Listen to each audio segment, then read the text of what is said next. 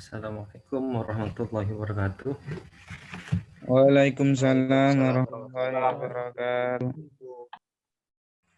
Bismillahirrahmanirrahim. Alhamdulillahi Nabi Mustafa Muhammad sallallahu alaihi wasallam wa ala alihi wa azwajihi wa dzurriyyatihi wa ashabihi wa tabi'in wa tabi'in wa ulama'il amilin wa la'immatil mujtahidin.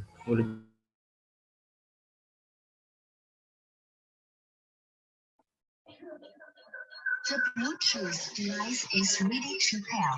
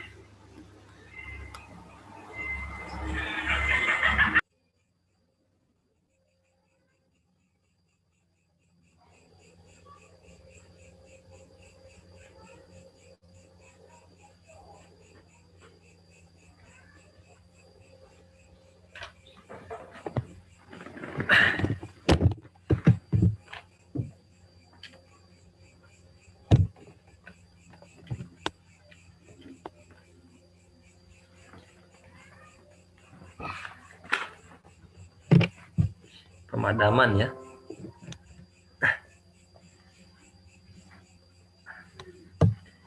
Suara saya terdengar ya? Terdengar Ustaz. Kita mulai ini pemadaman di rumah ini. Kita mulai kaidah ketiga. Kalau kemarin kita bahas kaidah kedua, sekarang kita bahas kaidah ketiga. Al-qaidah tsalitsah, kaidah ketiga. Ma yushtaratu ta'arrufu lahu jumlatan wa la yushtaratu ta'yinuhu illa idza ayyanahu wa akhta'a dharra. Perbuatan yang disyaratkan untuk disebutkan secara umum dan tidak disyaratkan untuk disebutkan secara terperinci. Idza ayyanahu, ketika seorang itu menentukannya, wa akhta'a dan salah, dharra, maka itu bisa membatalkan niatnya. Ya. Perbuatan yang niat sesuatu yang tidak disyaratkan untuk disebutkan secara terperinci, tapi kalau diperinci ya dan salah, maka itu menjadi batal. Ya, niatnya menjadi batal. Ya. Kita langsung ke contoh ya. Nawal iktida Abi Zaidin. Seorang itu niat untuk bermakmum kepada Zaid. Fabana Amron. Ternyata Umar. Lam yashiha iktida'uhu. Maka tidak sah bermakmumnya. Ketika seorang itu ikut orang lain ya dalam sholat, maka dia wajib berniat makmuman. Ya, dia wajib berniat makmuman. Ya. Nah, kewajibannya cukup bilang makmuman saja, tidak perlu menyebutkan siapa imamnya. Ya, tidak wajib untuk mengetahui atau menyebut siapa nama imamnya. Ya, itu namanya harus disebutkan secara umum. Ya. Karena kalau jamaah, orang-orang berjamaah, kemudian dia tidak berniat berjamaah, ya, maka niatnya tidak sah, bahkan sholatnya tidak sah. Jadi misalnya kita niat ikut pada si A misalnya, tapi kita nggak niat untuk jamaah, kita ikut secara gerakan kita ikut si A, tapi kita nggak niat untuk melaksanakan sholat jamaah, Nah, maka itu menjadi tidak sah. Kenapa? Karena dia ikut orang lain tanpa niat. Ya. Kalau istilah sekarang organisasinya adalah dia ikut organisasi tapi nggak daftar. Nah, itu ya. Kan nggak sah. Ya. Dia ikut organisasi tapi tidak daftar. Itu nggak sah. Jadi ketika orang itu berjamaah, maka wajib niat berjamaah. Wajib niat makmuman. Nah, kewajibannya itu hanya kewajiban untuk menyebutkan makmuman. Tidak ada kewajiban menyebutkan namanya, nama imamnya. Itu namanya tafsilan. Nah, seorang ketika berjamaah karena dia ingin lebih detail, misalnya nama imamnya disebutkan, ya. Misalnya usolli fardhul maghribi, ya, makmuman li amrin, misalnya, atau makmuman li zaidin, menyebutkan nama Zaid. Ternyata imamnya bukan Zaid, Umar imamnya misalnya, maka tidak sah sholatnya. Kenapa? Karena ketika itu, jadi fakana muqtadiyan bi amrin bilaniyah, ya, maka dia itu bermakmum kepada Umar tanpa niat, karena niatnya kan untuk jamaah pada Zaid. Ternyata imamnya adalah Umar, berarti dia salah, ya, salah. Sama kayak kita salah masuk organisasi misalnya, daftarnya ke sini, ya, organisasi A, formulir yang diisi formulirnya punya A misalnya, daftarnya kok B misalnya, kan ditolak gitu. Ya, itu ditolak, ya. Jadi seperti itu, ya. Itu contoh pertama. Contoh kedua, nawas sholat ala bakrin, seorang itu niat sholat jenazah, niatnya jenazahnya Bakar, fabana Khalidan, ternyata itu adalah jenazah Khalid. Jadi menyebutkan nama jenazahnya, usolli ala mayyiti Bakar, ya. Ternyata apa namanya, Khalid itu misalnya. Nah, maka itu tidak sah.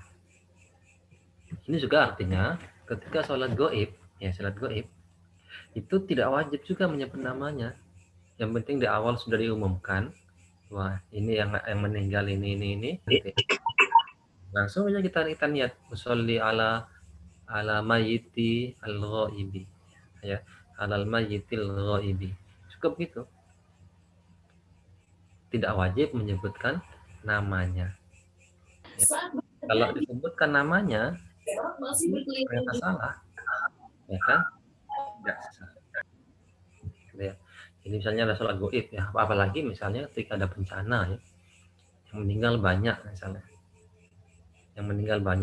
nah maka kalau harus menyebut namanya itu kan repot. Jadi cukup menyebutkan mayit-mayit ini, saya lihat, usolli ala haula'il mauta misalnya, gitu ya. Saya niat untuk sholat pada mayit-mayit ini, ya. Itu cukup, tidak perlu menyebutkan namanya, ya. Wa ala rajulin fabana imra'atan, ya. Dan dia niat sholat jenazah laki-laki, ternyata perempuan, tidak sah, ya, tidak sah. Jadi hati-hati juga kalau misalnya menyebutkan ala hadhil mayitati misalnya, kan perempuan kan? Ternyata mayitnya itu laki-laki ternyata misalnya, maka itu tidak sah. Nah, niat sholat mayit itu bisa baik laki-laki atau perempuan itu sama, cukup menggunakan al-mayiti, itu sudah cukup, tidak harus al-mayitati, itu sudah cukup. Kenapa? Karena kata-kata mayit itu bisa laki, bisa perempuan, ya. Jadi bisa laki, bisa perempuan kata-kata mayit itu, ya. Itu niatnya. Jadi kalau salah maka tidak sah. Ya. Jadi lam tasihha maka tidak sah. Wa fi salatil janazati la yushtaratu ta'yinul mayyiti. Ya. Dan dalam salat jenazah tidak disyaratkan ta'yin mayit, menentukan mayitnya. Ya. Tidak wajib menentukan mayitnya, hanya wajib ta'yin salatnya. Usolli ala hadhil mayyit atau ala hadzal mayyiti. Cukup itu. Tidak wajib menyebutkan menentukan siapa mayitnya itu. Ya. Ya, wa takfi fiha niyatus salati alal mayyiti faqat. Tadi saya katakan cukup dalam salat jenazah itu menyebutkan alal mayyiti. Usolli ala hadzal mayyiti. Cukup. Laki perempuan sama. Ya, atau usolli ala mayyiti alal mayyiti al-ghaibi. Itu cukup. Ya. Tidak wajib menyebutkan namanya. Ya. Man sholla ala mauta. Ya. Orang yang sholat kepada banyak orang mati. Yang tadi saya katakan ya, korban bencana misalnya.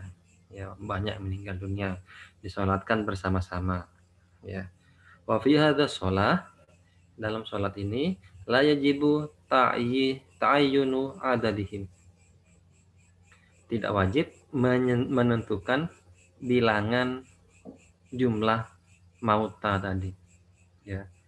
Kalau ada berapa jumlahnya kita tidak wajib menyebutkan. Cukup ala haula'il mauta misalnya. Atau alal mauta al-ghaibina misalnya. Itu cukup. Ya. Falawi taqada asyratan. Ada kata seorang meyakini ada 10 mayit. Fabanu aktsara. Ternyata lebih. Ta'ada sholat alal jami'i. Maka dia harus mengulangi sholat kepada semua mayit itu. Kenapa? Li'anna fihim man lam yusalla alaih. Karena di antara mayit-mayit itu ada yang belum disolati. Wa huwa ghairu mu'ayyan. Dan itu enggak ketahuan siapa yang belum disolati. Oleh karena itu, kemudian semuanya disolati semua gitu ya. Diulangi lagi sholatnya.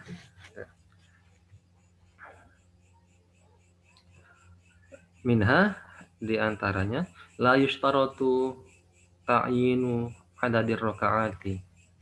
Tidak disyaratkan menentukan jumlah rakaat sholat, ya, tidak disyaratkan. Jadi tidak wajib arba'a rakaatin dan seterusnya itu tidak wajib dalam niat sholat, ya. Falau nawal zuhra khamsan, andai kata seorang itu niat sholat duhur 5, au salasan, atau niat 3 rakaat, ya, lam yasihha, maka tidak sah sholatnya. Jadi salah menyebutkan jumlah rakaat itu tidak sah. Ya. Jadi usolli fardhol maghribi, ya, rakaataini, ya, itu tidak sah. Kalau anak-anak kecil itu biasanya mereka salah ketika niat maghrib itu. Usolli fardhol maghribi salah rakaataini misalnya. Ada yang begitu. Ya, salah rakaataini mustaqbilal qiblati makmuman, ya. Itu tidak sah. Jadi karena kalau kita ragu-ragu, maka tidak perlu menyebut.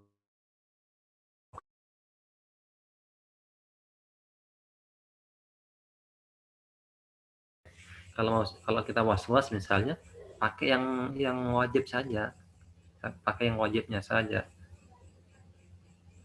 ya. Jadi cukup pakai yang wajib saja. Usolli fardhol maghribi. Nah, cukup. Ya. Kalau berjamaah tambah makmuman, ya. Tambah makmuman. Itu sudah cukup.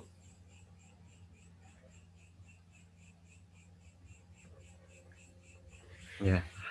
Contoh lagi, ayana zakat malihi al-ghaibi. Seorang menentukan zakat hartanya yang goib, talifan, yang dalam keadaan rusak.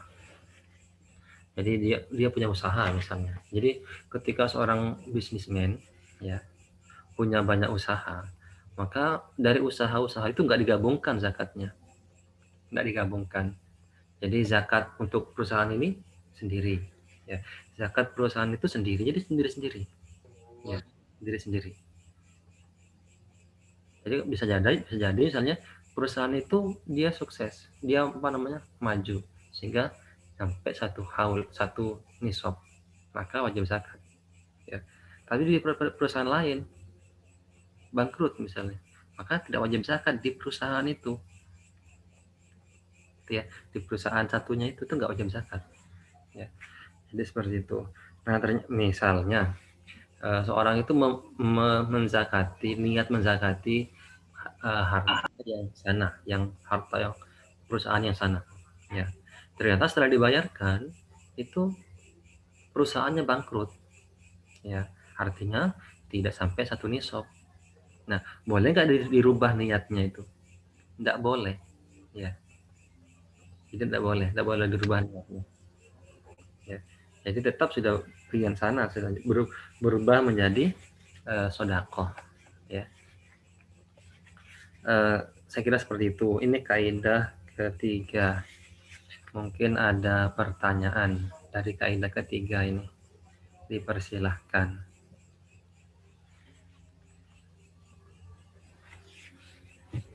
Silakan. Ayo Ustaz. Silakan. Oke. Bismillahirrahmanirrahim. Dengar ya? Dengar jelas. Silakan. Assalamualaikum. Saya mau tanya Ustadz. Jadi kadang kala ketika kita sholat sendirian, kita itu saya itu kadang berniat usolli fardul maghribi imaman lillahi ta'ala. Jadi walaupun saya sholat sendiri, saya niatkan imaman karena saya yakin bahwa nanti ada teman saya di belakang itu yang akan menjadi makmum masbuk.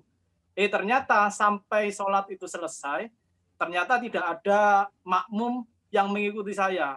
Apakah hal tersebut bisa mensahkan sholat saya atau terima kasih. Ya, dalam kitab tuh begini. Ya. Ketika kita masuk masjid, kemudian kita lihat, oh di tempat itu ada orang. Kita yakin dia mau sholat. Ya, kemudian mau jamaah, kita yakin. Jadi kita sholat duluan. Niatnya menjadi imam. Makmumnya sudah ada. Itu boleh, itu sah. Ya, jadi sah. Yang tadi tidak sah itu makmum. Ya, yang tidak sah itu makmum. Dia ini jamaah, tapi imamnya tidak ada. Dia ikut apa itu? Ya, kan tidak ikut siapa-siapa. Kalau imam boleh niat menjadi imam. Perkara orang lain ikut apa enggak itu bukan urusan. Kalau ada ya berarti jadi jamaahnya. Kalau enggak ada ya sudah, berarti sholat sendiri. Itu ya. Itu kalau imam begitu. Ya. Jadi dalam jamaah itu, sholat jamaah itu aturan imam lebih mudah. Ya.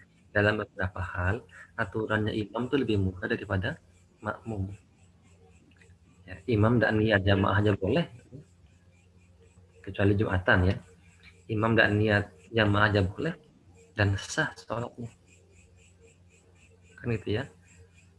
Misalnya ada imam, ada seorang sendirian sholat, datang temannya, nah disentuh ininya. Jadi yang baru datang tuh niat imam. Nah yang disentuh itu nggak mau jadi imam, saya nggak mau jadi imam, jadi dia jadi imam. Nah itu tetap sah sholatnya, makmum sah sholatnya, ya menjadi makmum sah sholatnya. Jadi wajib niat makmuman, yang wajib niat berjamaah itu makmum, bukan imam. Nah, berarti ketika begitu juga ketika dia berniat imam, tapi nggak ada jamaahnya, ya tetap sah. Otomatis jadi sholat sendiri. Itu ya. Ada lagi? Saya Ustadz mau tanya Ustadz, Ya, silakan. mau tanya terkait sholat. Kalau misalkan kita lupa dalam sholat, lupa satu, ada kesalahan dalam sholat, itu kan kita disuruh untuk melakukan sujud syahwi. Setahu saya, kalau saya pernah baca bahwa sujud syahwi itu bisa dilakukan sebelum salam atau sesudah salam, itu benar atau tidak. Terus untuk sujud syahwi ini kan sujud yang jarang kita lakukan. Nah, kalau misalkan pas kita ada kesalahan dan kita melakukan sujud sahwi dan kita lupa doa sujud sahwi, itu bagaimana simpelnya Ustaz? Terima kasih. Tidak ada bacaan wajib dalam sujud sahwi. Itu nggak ada bacaan wajibnya. Itu zikirnya saja itu ya. Jadi dalam 3 sujud itu, sujud tilawah, sujud sahwi, dan sujud syukur, itu tidak ada bacaan wajibnya. Tidak ada bacaan wajibnya. Cukup ada gerakan saja.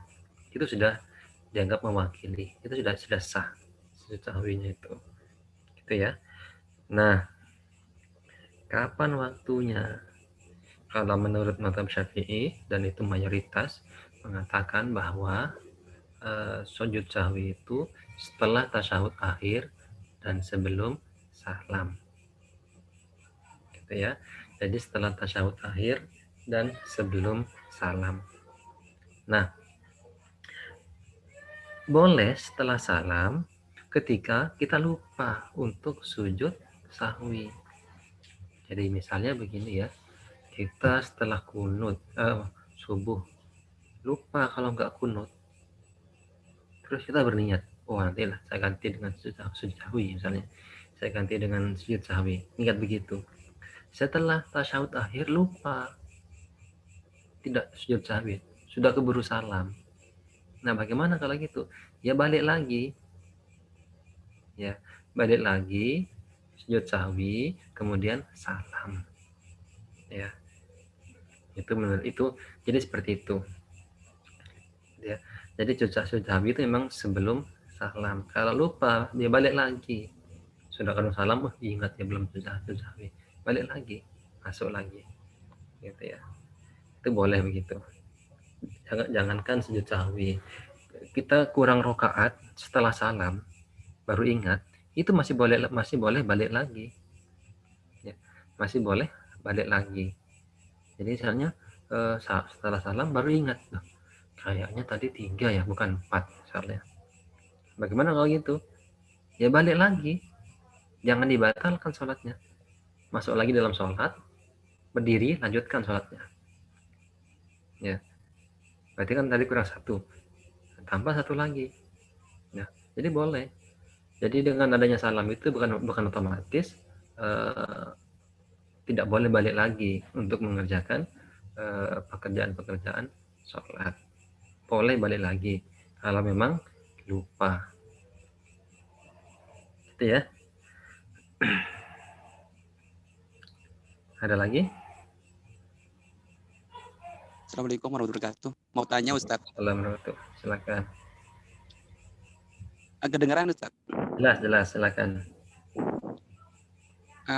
Mau tanya tentang zakat tadi Ustaz. Kan setiap perusahaan yang berbeda harus membayar zakat.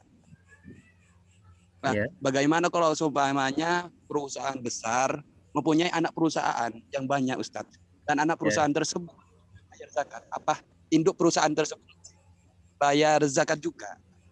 Itu yang pertama Ustaz. Untuk yang kedua, saya setelah baca-baca di internet, ternyata ada,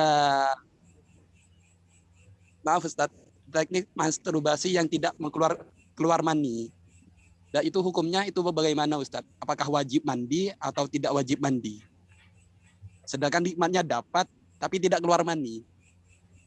Ya, terima kasih Ustaz. Assalamualaikum warahmatullahi wabarakatuh. Waalaikumsalam. Saya baru dengar, jadi ada masturbasi yang tidak keluar mani itu ya. Saya baru dengar. Ya, cuma keluarnya mani akibat masturbasi itu kan mewajibkan mandi, baik yang keluar itu sedikit atau banyak, gitu ya. Baik sedikit atau banyak itu wajib mandi. Saya belum tahu, secara medis pun saya nggak tahu ya. Saya nggak berani jawab memastikan ya. Saya belum tahu tentang adanya masturbasi yang tidak keluar mani itu. Kalau prediksi saya keluar tapi sedikit, ya keluar tapi sedikit. Sama kayak perempuan, ya perempuan kan juga ketika dia sampai klimaksnya kan dia juga keluar mani, ya cuma sedikit, bahkan cenderung tidak kelihatan, ya tapi ada, tapi keluar. Itulah mani itu jangan dikira sperma ya, bukan ya. Sperma itu bagian dari mani, ya. Jadi perempuan juga begitu, laki-laki juga begitu. Kalau keluarnya sedikit berarti kalau keluar kemungkinan sedikit, mungkin. Tapi saya nggak bisa memastikan.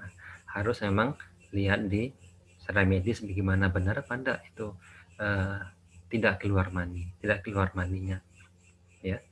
Ketika dia masturbasi dan merasakan enak itu, saya tidak tahu ya. Itu yang pertama ya. Wallahu alam jawaban saya. Yang kedua tentang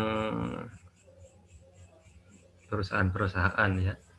Kalau perusahaan itu punya manajemen sendiri dan memiliki perhitungan sendiri, maka itu zakatnya sendiri-sendiri. Zakat perusahaan itu disebut dengan zakat korporasi. Dalam istilah fikih kontemporer itu zakat korporasi.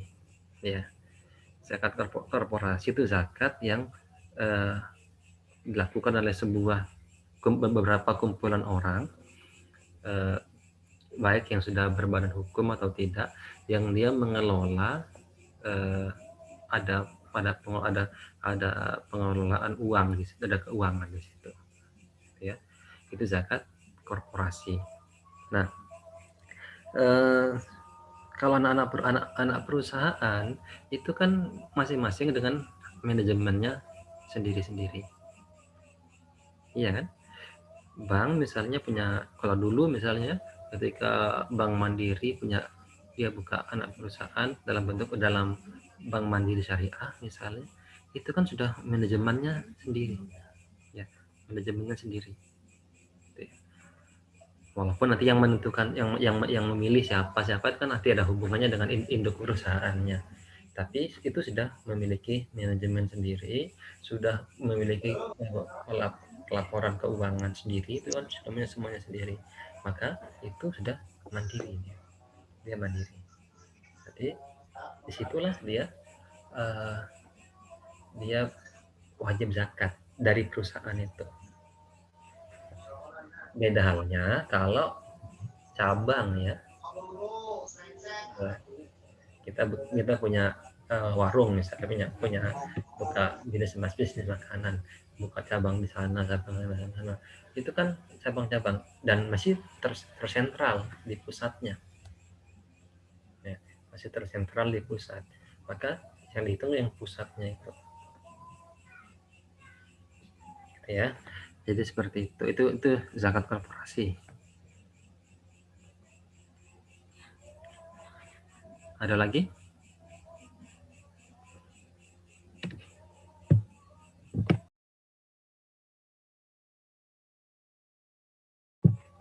Ada lagi mungkin?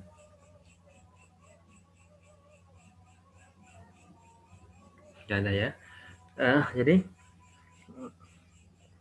ya, saya ingin ya Yogi silakan Yogi Reshen. Assalamualaikum Ustaz. Waalaikumsalam. Tanya terkait zakat. Kalau misalkan saya punya kambing 5 ekor, saya belinya di usia 1 tahun dan saya sudah ternakan sekitar 5 bulan. Apakah saya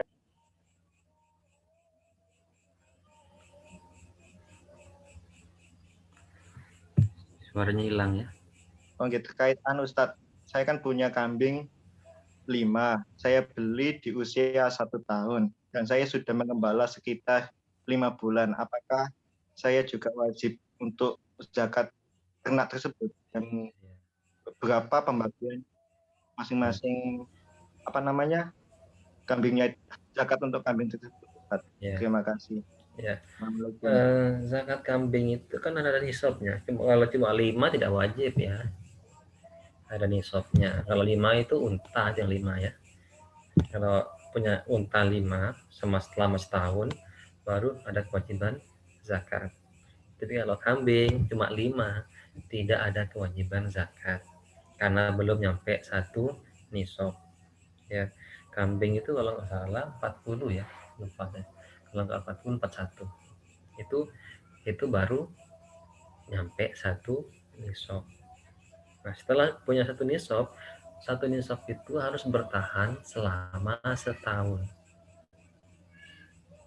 Karena itu syaratnya kalau hewan ternak. Ya. Jadi kalau hewan ternak itu 1 nisabnya itu harus bertahan selama setahun. Kalau punya unta 5 misalnya atau kambing 50, ya kambing 50, maka 50 itu harus bertahan selama setahun. Minimal selama setahun itu tidak berkurang dari 1 nisabnya. Tidak sampai 39 ya.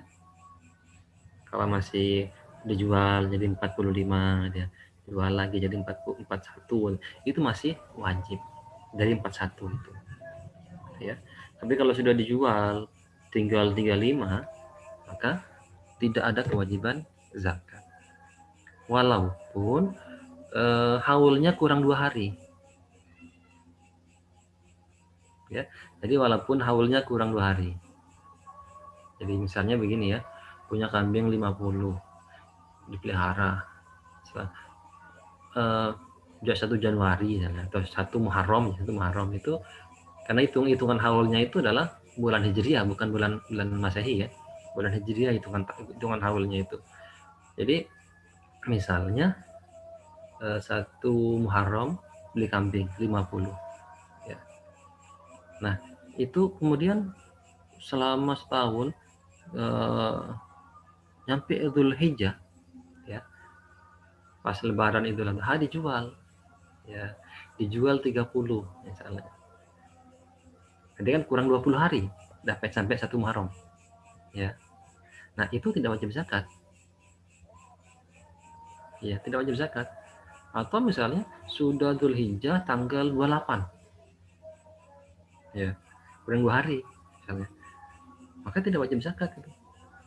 Itu tidak wajib zakat. Kenapa? Karena belum nyampe setahun. Haulnya itu, nisabnya itu belum sampai setahun. Itu kalau peternakan. Nah, beda dengan kalau perusahaan atau perdagangan atau jasa ya, profesi itu ngitungnya akhir tahun, bukan awal tahun. Ya, jadi misalnya begini, 1 Muharram dia mulai buka bisnis, buka warung. Modalnya cuma 20 juta totalnya. Asetnya dengan itu semua 20 juta. Kan masih belum 1 nisab, belum, karena nisabnya sekitar 50 juta. Nah, kemudian dikelola, kemudian selama setahun di Muharram lagi, 1 Muharram lagi setelah ditotal hitung semua nyampe 100 juta misalnya, maka wajib zakat ya. Jadi walaupun di pertengahan itu ada fluktuasi, awal buka 20 juta, dapat 2 bulan turun omsetnya ya, asetnya pun turun misalnya, terus begitu ada fluktuasi, di akhir itu sudah sampai 100 juta misalnya di 1 Muharram, maka sudah wajib zakat perdagangan itu wajib ya. Itu cara menghitung kalau zakat perdagangan ya. Jadi seperti itu ya. Ada lagi mungkin ya. Nanti sama aja dengan itu ya, dengan zakat profesi juga begitu. Yang dihitung bukan gaji per bulannya, tapi total gaji selama 1 tahun. Ya, total gaji selama setahun itulah yang dihitung. Ya. Jadi misalnya gajinya 6 juta, ya 6 juta berarti berapa? 72 juta selama setahun. Itu sudah wajib zakat. Wajib zakat. Sudah 72 di akumulasi gaji selama 12 bulan itu sudah 72. Itu sudah lewat satu nisab. Ya. Nisabnya itu sekitar 60 atau berapa ya? 60-an ya. Jadi seperti itu.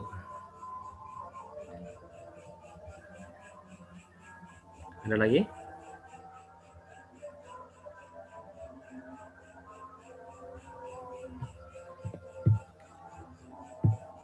Sudah ya, tidak ada ya. Ini sudah mau isya. Jadi kita akhiri. Mudah-mudahan apa yang kita kaji ada manfaatnya. Mudah-mudahan kita sehat semuanya. Ya, saya mohon maaf nggak bisa ke Al-Jauhar. Sudah, saya akhiri. Assalamualaikum warahmatullahi wabarakatuh. Waalaikumsalam warahmatullahi wabarakatuh.